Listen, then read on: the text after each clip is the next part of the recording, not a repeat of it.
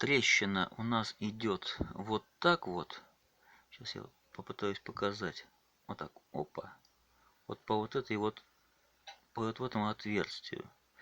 И я одну зубочистку поставил вот так вот, а вторую, вот она торчит, ставил вот так вот, почти до верха.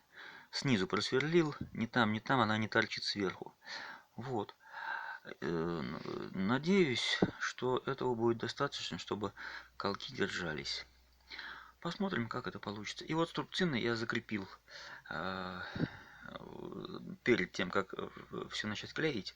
Вот таким образом, чтобы трещина никуда не уходила.